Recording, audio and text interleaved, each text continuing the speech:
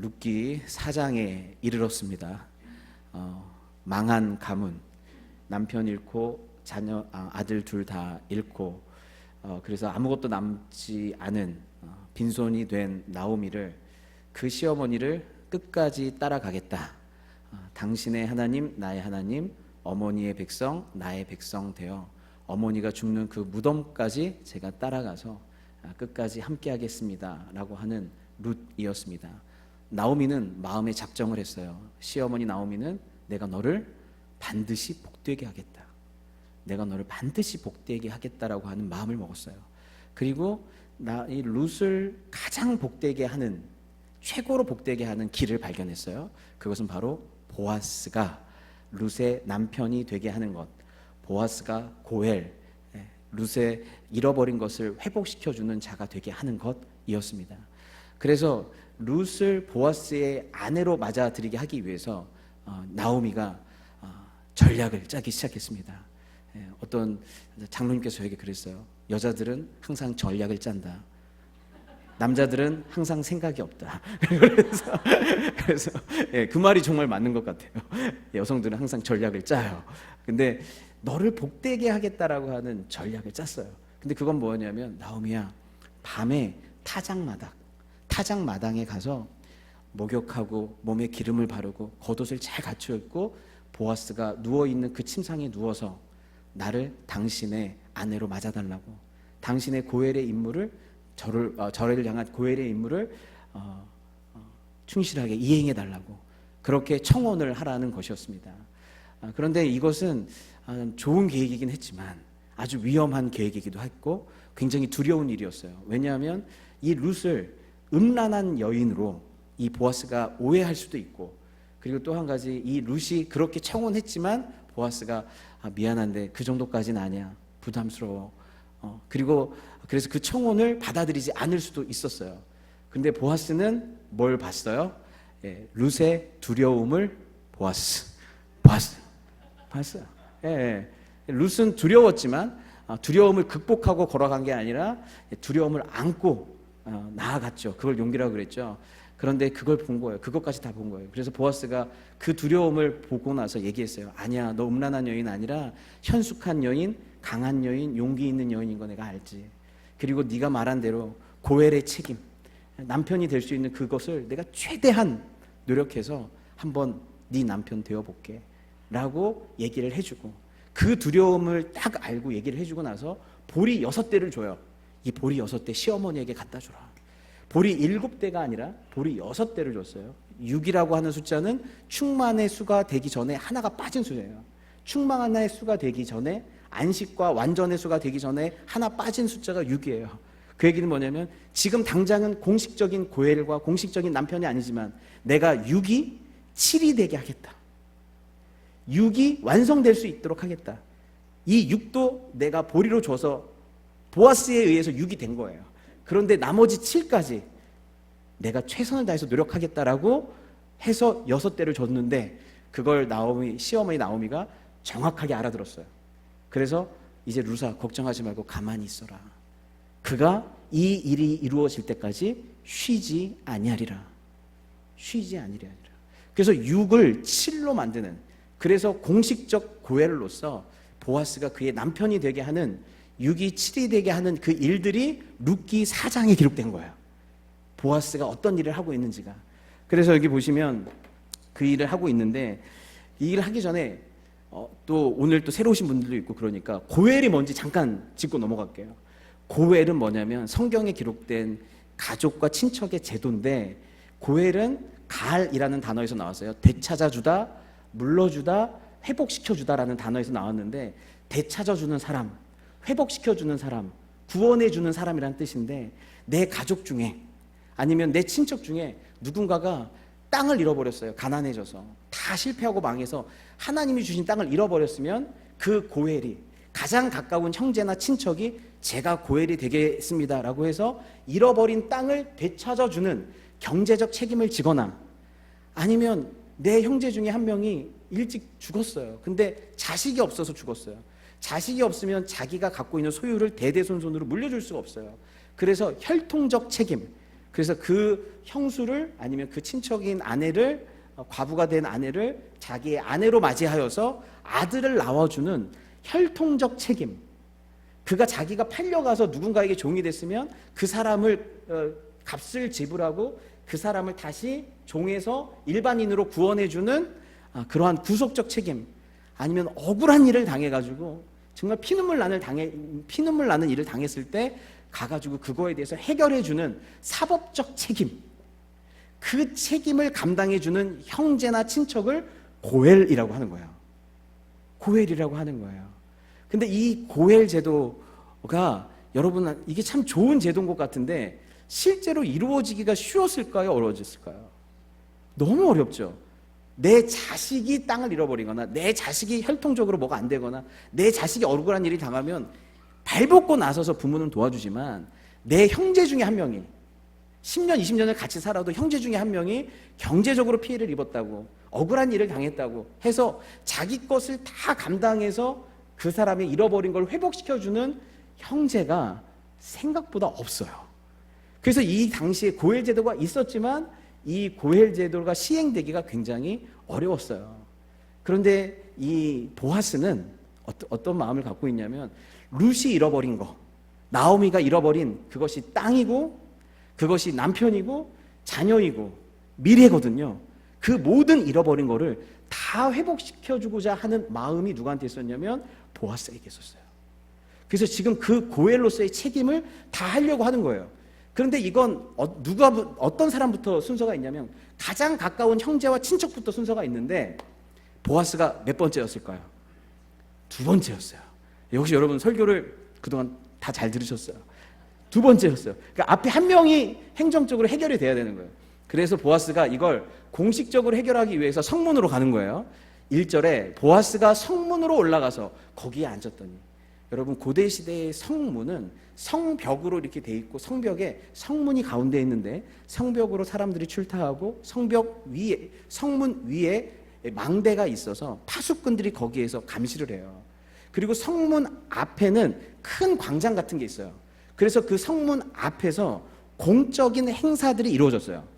공적 재판, 공적인 정치 행위들, 공적인 결정, 이런 것들이 성문 앞에서 이루어진 거예요. 그래서 지금 보아스가 공식적으로 너와 나와의 비밀이 아니라 공식적으로 모든 사람이 다 알 수 있도록 너를 나의 아내로 맞이하기 위해서 성문으로 올라간 거예요. 성문으로 올라갔는데 그러려면 먼저 누가 해결이 돼야 돼요. 첫 번째 고엘이 해결이 돼야 되잖아요. 근데 보시면 거기에 앉았더니 마침 보아스가 말하던 기업 물을 자가 지나가는지라. 여러분 이것도 대충 읽었죠? 대충 읽었죠? 여기서 핵심 포인트가 뭐예요? 마침이죠, 마침. 예, 여기 룻기에 보면 룻이 우연히 갔는데 마침 보아스가 거기 있었죠. 예, 우연히 갔는데 마침 보아스가 자기 밭에 딱 나와갖고 딱 만났잖아요. 보아스가 맘먹고 이제 성문에 가서 이 공식적인 일을 해결해야겠다라고 해서 올라가가지고 일을 해결하려고 하는데 마침 그가 지나가는 거예요. 마침. 이걸 뭐라고 그랬어요? 하나님의 섭리라고 그랬죠. 우리 인생은 살아가다 보면 이럴 때가 많아요. 하나님, 내 인생 안 지켜보시나? 혹시 나를 모르시나? 나를 방관하시나? 나한테 무관심하시나? 어찌 하나하나마다 되는 것마다 우연히 모든 게 다 잘 안 될 때가 있어요. 근데 그럴 때마다 하나님 내 인생에 개입하지 않는 것처럼 느낄 때가 있어요. 근데 우리 인생의 어느 순간에 하나님이 이렇게 말씀하시는 거예요. 우연히 마침 뭐가 딱 일어나서, 야, 내가 너 보고 있어. 내가 네 인생에 계획이 있어. 네 타이밍이 아니라 내 때가 있어. 네 인생에는 나의 손길, 나의 개입, 나의 섭리가 있어. 그걸 확인하는 거예요. 마침 거기에 기업 물자가 지나가는 거예요. 그 사람의 이름이, 그 이름도 유명한 아무개. 이 무슨 이름이 익명으로 처리를 했는데 아무개예요. 이 사람이 왜 아무개인지 제가 나중에 말씀드릴게요. 이 사람 아무개가 지나가는 거예요. 그래서 이리 와서 앉으라. 근데 그 사람이 딱 이제 앉는 것이죠. 그러면서 이제 2절에 이제 일을 해결하기 시작해요. 보아스가 그 성읍 장로 10명을 청하여 이르되 당신들은 여기 앉아 있으라 하니 그들이 앉음에 증인들을 딱 10명의 장로들을 딱 모셔요. 그리고 3절에 보아스가 그 기업물을 자에게 이르되 모압 지방에서 돌아온 나오미가 우리 형제 엘리멜렉의 소유지를 팔려 함으로, 이렇게 되고 있어요. 여러분 아시다시피 지금 나오미, 남편 이름이 엘리멜렉이죠. 남편 잃어버리고 나오미가 지금 뭐 잘못한 거 있나요 제가? 그래서 그래서 정신이 똑바로 누가 졸았나 봐요 지금. 이게 지금 중요한 순간 지금 누가 졸은 거야. 지금 좀 다 정신 바짝 차리시기 바라겠습니다. 엘리멜렉 소유지를 팔려고 하는데 나오미가 지금 땅이 있어요, 없어요? 땅이 없죠. 빈털털이죠. 자기 있는 소유지도 다 팔았죠. 지금 이걸 지금 살아주려고 하는 거죠. 근데 성경이 참 이걸 아주 아이러니하게 표현해요. 이걸 뭐냐면 나오미의 땅을 살 수 있는 권리를 판다라고 얘기하고 있는 거예요, 이게. 그러니까 지금 어떤 거냐면 나오미에게 뭔가 창피함을 안 주려고 하는 것 같아요, 말의 표현이. 그러니까 뭐냐면 보아스가 이렇게 얘기하는 거예요. 나오미의 땅을 살 수 있는 권리를 팔려고 한다. 나오미의 땅을 살 수 있는 권리를 팔려고 한다. 마치 이런 거예요. 여러분 누구 중에 제가 여러분에게 어떤 권리를 팔게요. 저한테 밥 사줄 권리를 파겠습니다. 저에게 집 사줄 권리를 팔게요. 저에게 삼시세끼 제일 좋은 레스토랑에서 밥 사줄 수 있는 권리를 팔아드릴게요. 저에게 땅 사줄 권리를 팔아드릴게요. 그러니까 이 나오미의 땅을 사줘야 되는 건데 이걸 마치 이렇게 권리인 것처럼 얘기해 주는 거예요. 나오미의 잃어버린 땅을 살 수 있는, 나오미에게 회복시켜 줄 수 있는 그 책임의 권리를 팔겠다라고 얘기를 하는 것이죠. 그러면 누가 사고 싶겠어요? 여러분 사고 싶은 사람 있어요? 목사님한테 일주일에 2번씩 밥 사줄 권리를 제가 팔 건데 사고 싶은 사람? 이럴 줄 알았어요 제가. 저도 안 드립니다 이 권리를. 서로 피곤해. 근데 여러분 이런 건 다 안 사요. 근데 이렇게 얘기하면 안 살 줄 안 거예요. 그런데 이게 참 뜻밖의, 내가 여기 앉은 이들과 내 백성의 장로들 앞에서 그것을 사라고 내게 말하여 알게 하려 하였노라. 만일 내가 물으려면 물으려냐, 그러니까 살 거면 사라 이거예요. 그랬더니 만일 내가 물으지 아니하려거든 내게 구하여 알게 하라. 네 다음은 나요. 그 뒤에 그 외에는 물을 자가 없대요. 너 다음에 나밖에 안 남았어. 하니 그가 이르되, 내가 있으니까 부담스러우면 말만 해. 내가 있어. 이렇게 그랬더니 뭐래요? 그가 이르되 내가 물으리라 하는지라. 큰일 났어요. 약속 못 지키게 생겼어요. 아니 이 사람이 갑자기 이럴 사람이 아닌데 내가 물으리라 그런 거예요. 왜 그랬을까요? 첫 번째로는 아까도 얘기했지만 이건 부담스러운 일이어서 만약에 내가 하겠다라고 하면 굉장히 그 당시에 명예로운 일이었어요. 와, 이 사람이 정말 하나님 말씀도 지키고 가족의 의무도 다하는구나 라고 명예로운 일이었어요. 그리고 또 한 가지, 그 기업을 돈을 주고 사게 되면, 그런데 그 이후에 나오미 가문에 아들이 없으면, 손주가 없으면 이 땅은 오롯이 누구 거가 되냐면요, 이 아무개의 땅이 돼버려요. 그래서 그 뒤에 후손만 없다면, 땅만 책임진다고 하면 처음에는 너를 위해 사줄게 해놓고 이 이후에 후손이 없으면 이 땅은 결국 누구 땅이 된다? 아무개의 땅이 되고 아무개의 가문의 땅이 되는 거예요. 그러니까 이건 땅만 소유하게 되면 이거는 뭐가 되는 거예요? 지금 대가를 치르더라도 장기적으로 다 내 거가 되니까 남는 장사예요, 안 남는 장사예요? 남는 장사예요. 명예도 챙기고 실리도 챙기고, 명예도 챙기고 실속도 챙기는 일석이조의 장사가 되는 거예요. 근데 그걸 보아스는 또 그걸 봐요. 그래서 보아스가 딱 5절에 이렇게 얘기해요. 보아스가 이르되 내가 나오미의 손에서 그 밭을 사는 날에는 곧 죽은 자의 아내 모압 여인 루색에서 사서 그의 죽은 자의 기업을 그의 이름으로 세워야 할지니 하니. 땅만 사서 되는 게 아니라 룻도 책임져야 되는 거야. 이 가정에는 아들들은 없고 손주들은 없지만 며느리는 한 명이 있어. 그 며느리까지 책임져서 그 며느리가 아들을 낳으면 이 땅의 등기를 누구한테 줘야 된다는 거야? 아들한테 줘야 되는 거야. 이 가문한테 줘야 되는 거야. 그러니까 지금 물으는 건 땅만 물으는 게 아니라 땅 플러스 룻 플러스 아들 낳아서 잘 키워서 아들에게 땅을 물려주는 것까지가 패키지인 거예요. 너 이 패키지까지 다 해야 되는 거야? 라고 하니까 이 아무개가 계산이 빠른 사람일까요? 안 빠른 사람일까요? 엄청 빠른 사람이에요. 바로 6절에 아무개가, 이건 다 같이 한번 읽겠습니다. 시작. 그 기업 물을 자가 이르되 나는 내 기업에 손해가 있을까 하여 나를 위하여 물으지 못하노니 내가 물을 것을 내가 물으라. 나는 물으지 못하겠노라. 땅만이 아니라 룻까지, 그 아들까지, 그리고 결국 땅 뺏기는 거야? 계산기를 두드려봤더니 남는 장사가 아니라 손해보는 장사인 거예요. 그러니까 내 기업에 손해가 있을까 해요. 나를 위하여 물으지 못하겠노라. 이게 아무개의 견적이에요. 여러분, 드라마를 보시면 이 캐릭터는 정말 딱 내 캐릭터다. 이 사람은 꼭 내 모습인 것 같다라고 딱 나한테 공감 가는 사람이 있어요.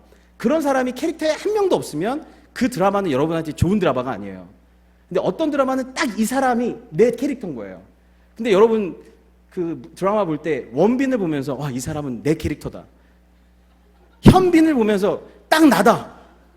그러면 뭐 날라와요. 원빈을 보면서, 현빈을 보면서, 최수정을 보면서 이 사람은 딱 내 캐릭터라고 하는 사람 별로 없죠. 오히려 쟤는 왜 이러지?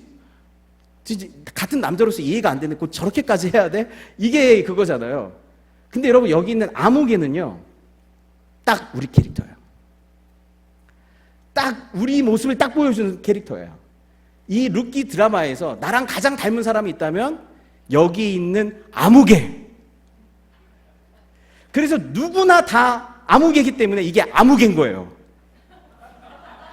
네. 누구나가 다 아무개인 거예요. 누구나가 다 이 기준으로 살아요.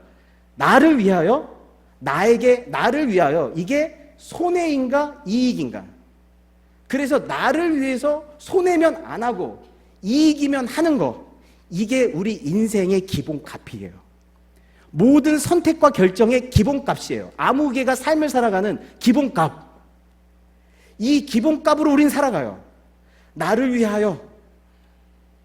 이게 나한테 손해가 되면 하고 안 손해가는 이익이 되면 하는 거. 이게 아무개의 삶의 방식이고 기본값이에요. 목사님, 다 그렇게 사는 거 아닙니까? 이렇게 물어볼 수 있겠어요. 근데 여러분, 그렇게 안 사는 인간이 지금 룻기에 등장하는데 그 첫 번째 인간이 룻이에요. 여러분 한 번도 저한테 물어보지 않았어요. 목사님, 룻기에는 사람 이름 뜻이 그렇게 중요하다고 하는데 룻은 무슨 뜻이에요? 아시는 분 엄지발가락을 손을 들었어요. 여러분, 룻이 무슨 뜻인지 아세요? 우정, 동료됨이란 뜻이에요. 우정, 동료됨. 한마디로 의리. 내가 손해 나더라도, 나에게 유익이 없더라도 어머니를 위해, 죽은 남편을 위해, 망한 가문을 위해, 내가 손해 나더라도 어머니를 위해 나 자신을 의리 있게 끝까지 던진 여자, 그게 룻이에요. 다른 기준값을 가지고 사는 사람이에요. 지금 보아스, 당신을 위해, 룻의 가문을 위해, 룻의 이름을 세워주기 위해, 룻의 자손을 세워주기 위해 자기의 희생을 감수하고 손해 나더라도, 당신을 위해서 내가 손해 나더라도 희생한 사람, 보아스예요. 이 보아스와 룻은 뭐예요? 예수님과 예수님의 신부를 상징하는 사람들 아니에요? 예수님과 예수님의 신부인 교회는 다른 값을, 기준값을 가지고 산다. 나를 위해 손해 나면 안 하고 이익 나면 하는 게 아니라, 너에게 그게 유익이 된다면 내 손해를 감수하더라도 의리의 계산법이고 의리의 어법이에요. 그렇다면 내가 물으리라 라고 얘기를 하고 있는 것이죠. 예. 이게 참 너무 놀라운 건요, 이 아무개는 이름이 없잖아요. 자기 이름을 위해 사는데 이름이 없죠. 그런데 보아스와 룻은 타인의 이름을 위해서, 룻은 나오미의 이름을 위해서, 보아스는 룻의 이름을 위해서 사는데요, 자기 이름이 아니라 타인의 이름을 위해서 사는데 성경에 이름이 기록돼요. 자기의 이름을 위해서 사는 자는 기억되지 않지만, 아무개가 되지만, 전혀 다른 방식의 보법을 가지고 그리고 기준값을 가지고 사는 사람들이 성경의 이름으로, 룻기에 결국 이름으로 끝나요. 이게 놀라운 반전 중에 하나입니다. 지금 갈 길이 먼데 지금 아무튼 또 까먹지 마시고 이제 아무개 7절, 옛적 이스라엘 중에는 모든 것을 물으거나 교환하는 일을 확정하기 위하여 그 사람이 그의 신을 벗어 그의 이웃에게 주더니 이것이 이스라엘 중에 증명하는 전례가 된지라. 이에 그 기업 물을 자가 보아스에게 이르되 내가 너를 위하여 사라 하고 그의 신을 벗는지라. 이 신을 벗어서 줘요. 근데 이 신을 벗는 행위가 어떤 행위인 거예요? 룻에 대한 모든 고엘로서의 책임, 이 책임을 네가 가져가라. 내가 갖고 있는 룻에 대한, 룻의 기업을 물어주고 결혼해줘야 되고 하는 그 모든 책임을 누구한테 전가해 주는 거예요? 그 책임을 보아스에게 넘겨줄 때 신을 벗는 거예요. 저는 이 장면에서 굉장히 개인적으로는 충격적이었어요. 왜냐하면 저는 이것과 정말 반대로 이것들을 해석하고 왔었거든요. 제가 대학교 때 예수전도단이라고 하는 그 선교단체에서 오래 있었거든요. 근데 거기 가면 필독서 2권이 있어요. 하나는 로렌 커닝햄이 둘 다 썼는데 하나님 음성을 듣는 법이라고 해서 하나님 정말 당신이십니까? 라는 책이 있고, 두 번째는 내 발에서 신을 벗으라라는 책이 있어요. 그 책은 어떤 내용이냐면 결국 하나님 앞에서 우리의 소유권, 삶의 주도권, 결정권을 하나님 앞에 드려야 한다. 우리의 권리를 하나님 앞에 드려야 한다. 그것이 내 신을 벗는 것이다. 그러니 너희가 갖고 있는 삶의 주도권, 결정권, 내 삶을 내 뜻대로 살고 싶은 마음, 성공하려고 하는 그 모든 권리를 하나님께 드리고 너는 선교사로서 헌신해라 라고 하는 메시지를 제가 정말 많이 들었어요. 그래서 저는 이것이 권리의 양도라고 생각한 거예요. 권리의 양도. 그런데 이 메시지를 보니까 이건 권리의 양도가 아니라 무엇의 양도예요? 책임에 대한 양도였던 거예요. 제가 미국에 올 때 기도를 많이 해주시는 한 목사님이 저를 위해서 예언기도 같은 기도를 해주셨는데, 임채영 목사님 미국 가시는데요, 하나님께서 미국에서 사역하시는 순간에 이렇게 물어보실 때가 있을 거예요. 목사님, 하나님께서 네 발에 신을 벗어라 라고 나한테 물으실 때가 있을 거라는 거예요. 그래서 저는 미국에서 계속 생활하는 동안에 하나님께서 언제 내가 갖고 있는 소유권, 결정권, 그리고 내 주도권을 다 나한테 내려놓으라 라고 하는 그 순간이 올 수 있겠구나라고 마음 졸이면서 하나님께서 나한테 신발 벗어 라고 했을 때 내가 벗을 수 있을까? 이렇게 마음 졸이면서 있었어요. 근데 그것이 마치 이런 그림이죠. 여러분, 골목에 지나갈 때 등치 큰 형님들이, 어깨 큰 형님들이 너 가지고 있는 거 다 내놔. 너 뭐 갖고 있는 거 뭐 있어? 갖고 있는 거 다 내놔. 마치 하나님이 나한테 그런 하나님인 것처럼 느껴지는 거예요. 하나님이 어느 순간에 나를 골목으로 불러서 야, 임채영, 너 갖고 있는 거 다 내놔. 안 내놔? 10원에 한 대. 이렇게 그럴 것 같은 거예요. 조금이라도 안 내놓으면. 그럼 내 마음에 어떤 마음이 드냐면, 믿음이 부족하고 뭐 이럴 때는 마음이, 하나님, 저 가난한 신학생이 뭐가 있다고, 제가 가진 게 뭐가 있다고, 그나마 그 쥐꼬리만큼 갖고 있는 거라도 그것까지 다 가져가려고 하십니까? 하나님, 만왕의 왕이시고 온 우주의 하나님, 벼룩의 간을 빼서 드시려는 겁니까? 제가 그런 마음이 든 거예요. 그런 마음이 든 거예요. 근데 제가 이 본문을 묵상하고 나서 이 생각이 완전 바뀐 거예요. 하나님이 네 발에서 신을 벗으라고 하는 거는 네 권리 내놔가 아니라, 채영아, 내가 책임져 줄게. 네가 감당할 수 없는 무겁고 힘들고 네가 네 힘으로 도저히 감당할 수 없다라고 고백하는 일들이 네 삶 가운데 계속 찾아올 수 있을 텐데, 그때 네 신 벗어. 그 무거운 책임 내가 맡아줄게. 그러니까 너는 쫄지 말고 그냥 너대로 해. 너는 쫄지 말고 네 삶에 충실해. 너는 쫄지 말고 내가 부르신 그 부르심에 그냥 집중하고 충성해 라고 말하시는 거였어요. 권리를 내놓으라가 아니라 내가 책임져 줄 테니 네 인생은 나의 것이니 모든 결과는 나의 손에 있는 것이니 너는 쫄지 말고 두려워하지 말고 그냥 너의 삶의 부르심에 충성해라고 하는 주님의 말씀이셨어요. 예. 여러분, 신을 벗은 사람이 2명이 더 있어요. 한 명이 또 누구 있어요? 여호수아도 신을 벗죠. 여호수아 5장 13절. 여호수아가 여리고에 가까이 갔을 때 눈을 들어서 보니 어떤 사람이 손에 칼을 빼들고 자기 앞에 서 있었다. 여호수아가 그에게 다가가서 물었다. 너는 우리 편이냐 우리의 원수 편이냐? 그가 대답하였다. 아니다. 나는 주님의 군사령관으로 여기에 왔다. 그러자 여호수아는 얼굴을 땅에 대고 절을 한 다음에 그에게 물었다. 사령관님께서 이 부하에게 무슨 말씀을 하시렵니까? 주님의 군대 사령관이 여호수아에게 말하였다. 내가 서 있는 곳은 거룩한 곳이니 너의 발에서 신을 벗어라. 여호수아가 그대로 하였다.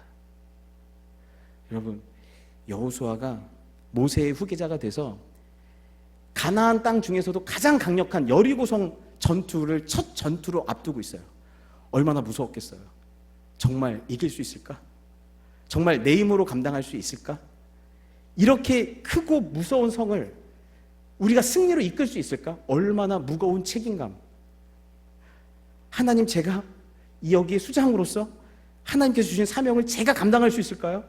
얼마나 무거웠겠어요. 그때 하나님의 군대 장관이 등장했어요. 그 하나님의 군대 장관이 내가 새로 발령받았는데 너는 빠지래. 그게 아니었어요. 하나님의 군대 장관이 그랬어요. 너는 네 발에서 신을 벗어라. 무슨 뜻이겠어요?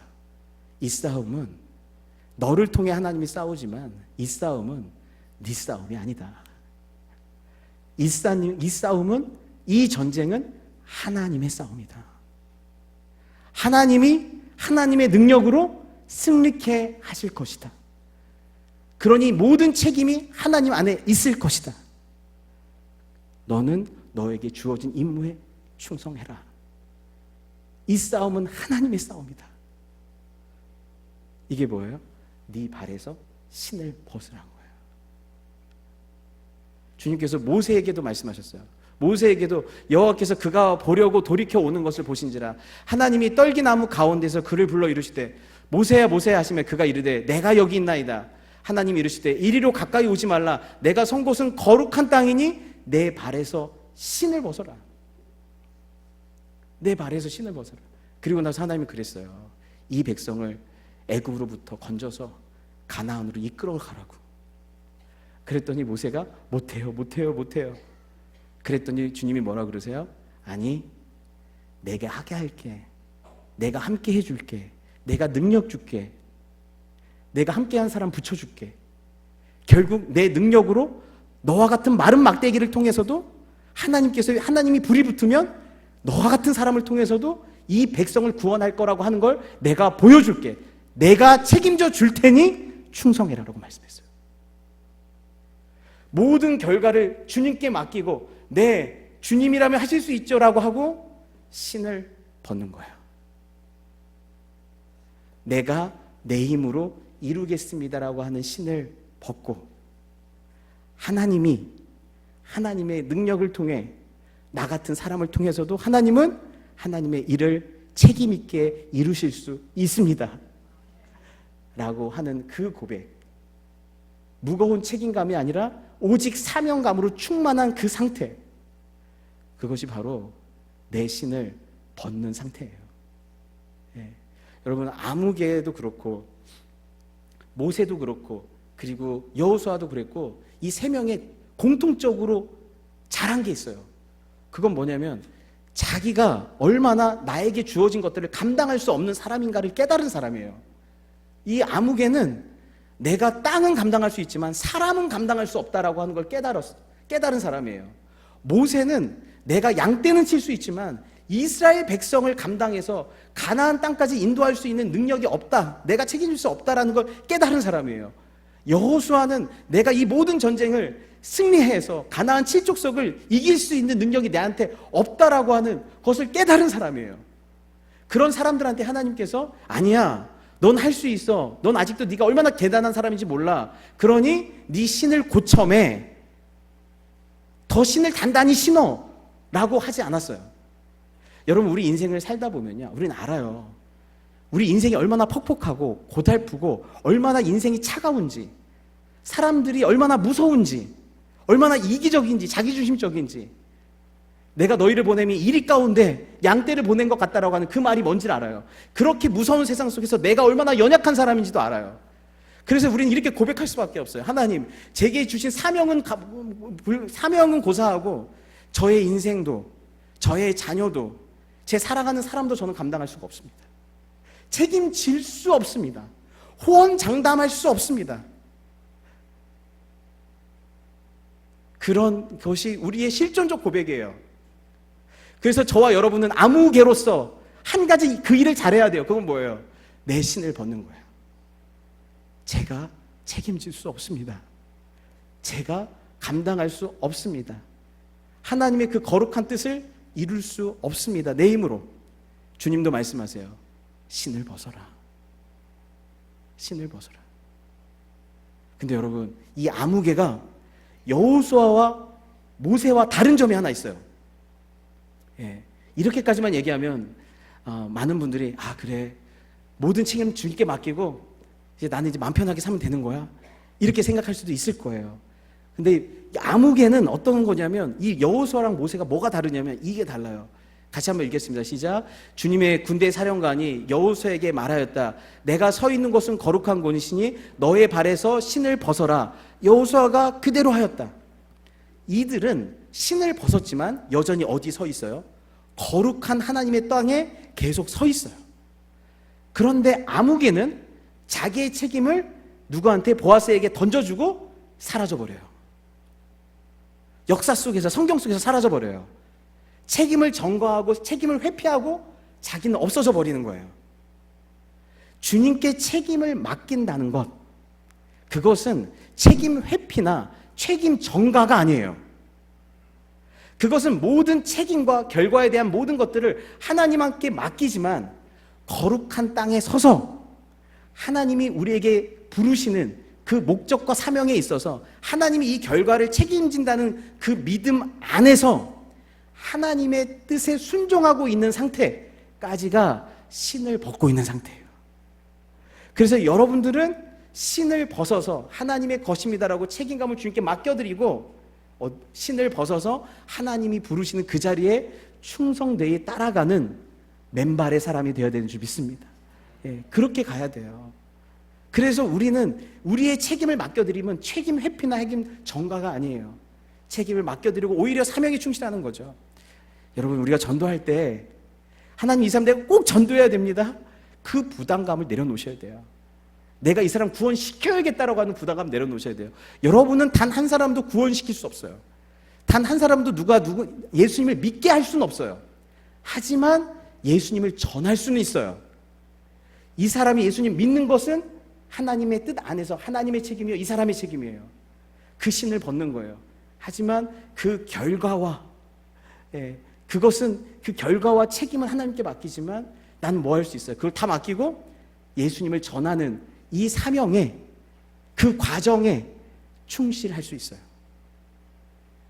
책임을 하나님께 맡겨드리는 것이죠. 우리는 우리가 가장 책임감을 느끼는 사람이 자녀들이에요. 자녀들을 볼 때마다 자녀들을 건강하게, 행복하게, 믿음 안에서 지혜롭게 잘 키우고 싶은 그 마음이 우리 안에 있어요. 그리고 그거에 대한 책임감이 커요. 근데 여러분, 자녀는 내 뜻대로 돼요, 안 돼요? 내 뜻대로 안 돼서 자녀예요. 내 뜻대로 안 돼서 너도 부모만 좀 알고 하라고 해서 하는 주님께서 고소하다라고 한번 주신 게 자녀? 내 뜻대로 안 돼요. 잘 순수한 마음도 못 알아먹고 내 뜻대로 안 돼요. 근데 그때마다 무거운 책임감으로 내가 좋은 부모 돼야지, 부모 돼야지 하고, 근데 무거운 책임감을 가지면 가질수록 내 어깨도 무겁고, 넌 왜 안 변하는 거야? 너 왜 안 변하는 거야? 자녀 목도 졸라요. 나도 무겁고, 책임감이 무겁다고 해서 자녀가 바뀌거나 내가 바뀌질 않아요. 자녀에 대한 그 모든 것들, 모든 책임을 항상 어떻게 해요? 하나님한테 맡겨야 돼요. 그리고 여러분은 여러분의 사명, 좋은 부모 되고 거룩한 부모 되고 사랑하는 부모 되는 그 사명에 집중해야 되는 줄 믿습니다. 책임을 주께 맡기고 내 사명에 집중하는 거예요. 저는 목사지만 사람을 변화시켜야 되지만 저의 힘으로 아무도 변화시킬 수 없다는 걸 알고 있어요. 저의 기도로, 말로, 노력으로 아무도 못 변화시켜요. 하지만 변화는 주님께 맡겨야 돼요. 주님께 맡기고 목사로서 그가 변화될 수 있도록 내 본분에 충실해야 돼요. 교회 부흥, 그거 하나님께 맡겨야 돼요. 우리는 어디에 집중해야 돼요? 우리의 성도됨, 교회의 본질, 거기에 집중하셔야 돼요. 여러분, 신을 벗으십시오. 여러분 안에 해결되지 않고 고통스럽고 어떤 문제가 있을 거예요. 이렇게 돼야만 한다는 어떤 고집들이 있을 거예요. 하지만 그 모든 결과에 대한 것들, 그 책임을 주님께 맡기고 지금 이 자리에서 내가 주님을 믿고 순종해야 될 내 삶의 역할과 내 삶에 충실한 저와 여러분, 내 신을 벗고 주님을 따르는 저와 여러분 다 되시기를 주님의 이름으로 축원합니다. 기도하겠습니다.